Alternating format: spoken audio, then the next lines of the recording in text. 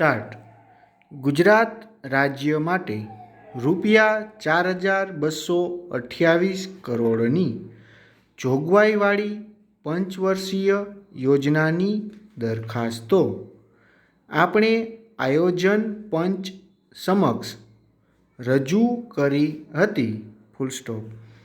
આયોજન પંચે તેનો અભ્યાસ કરીને તેનું કદ ઘટાડીને આપણી યોજના માટે ₹3,312 કરોડની મર્યાદા સૂચવી હતી.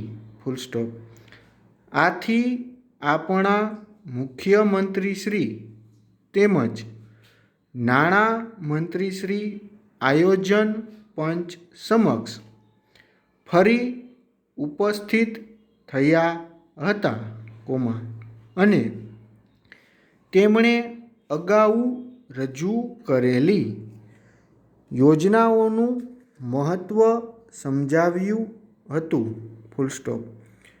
તેને પરિણામે આયોજન પંચે તેમાં સુધારો કરીને ₹3,760 કરોડની જોગવાઈવાળી યોજના આપણા રાજ્ય માટે મંજૂર કરી છે.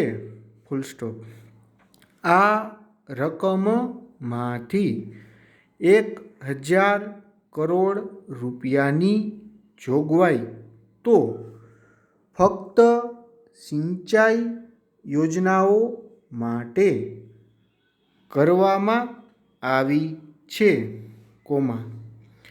અને તેમાંથી નર્મદા યોજના માટે ₹300 કરોડ અલગ રાખવામાં આવ્યા છે. ગુજરાતને નંદનવન બનાવવાની ક્ષમતા ધરાવતી આ નર્મદા યોજનાનો ત્વરિત અને સર્વોત્તમ રીતે અમલ થાય તે જોવા રાજ્ય સરકાર તત્પર છે. સુખ અને દુઃખ જીવનના બે પાસા છે. દરેક માનવી સુખ મેળવવા માટે વલખા મારે છે, છતાં પણ તેના જીવનમાં દુઃખ આવે છે પણ ખરું. જ્યારે આવું દુઃખ આવી પડે, ત્યારે માનવીએ તે દુઃખમાંથી મુક્ત થવાનો પ્રયત્ન કરવો જોઈએ.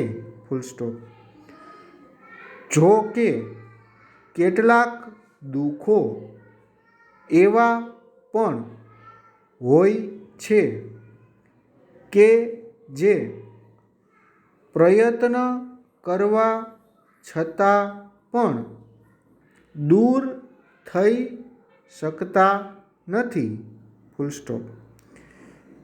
તેવે સમયે નિરાશ થઈને બેસી રહેવું તે યોગ્ય નથી,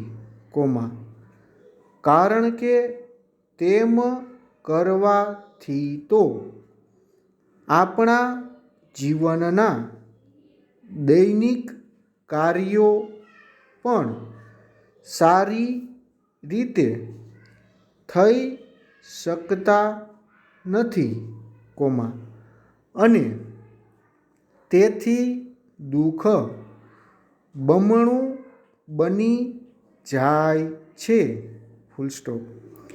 તેને બદલે તે દુઃખદાયક પરિસ્થિતિનો સ્વીકાર કરી લેવો જોઈએ, અને રામ રાખે તેમ રહેવું.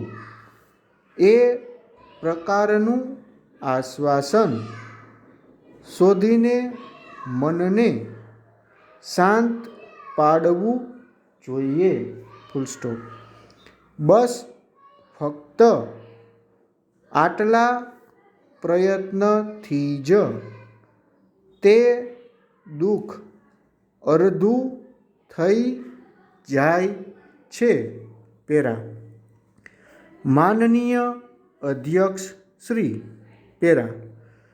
આ સભાગૃહની આજની બેઠકમાં બીજું કાંઈ કામકાજ શરૂ કરવામાં આવે, તે પહેલાં હું નિયમ 108 હેઠળ સભા મોકૂફીની દરખાસ્ત રજૂ કરું છું. નર્મદા યોજના માટે જે ચુકાદો આવ્યો છે, તે સંબંધમાં આ સભાગૃહના મોટા ભાગના સભ્યોની એવી લાગણી છે કે આમાં ગુજરાતને ભારે અન્યાય થયો છે. આપણા રાજ્યને પાણીનો જથ્થો પૂરતો મળ્યો નથી, અને વીજળી પણ પ્રમાણમાં ખૂબ ઓછી મળી છે. આ યોજનાના મુખ્ય બંધની ઊંચાઈ એટલી બધી ઘટાડી નાખવામાં આવી છે કે હવે આપણે કચ્છના રણ સુધી પાણી પહોંચાડી શકીશું નહીં. નર્મદા યોજનામાંથી નવજીવન પ્રાપ્ત કરવા માટે ગુજરાતની પ્રજા ઘણા લાંબા સમયથી રાહ જોઈ રહી છે. આથી સભાગૃહના બધા કામકાજને મોકૂફ રાખીને ગુજરાતને થયેલા આ અન્યાય બાબતની સંપૂર્ણ ચર્ચા સૌથી શરૂઆતમાં કરવામાં આવે,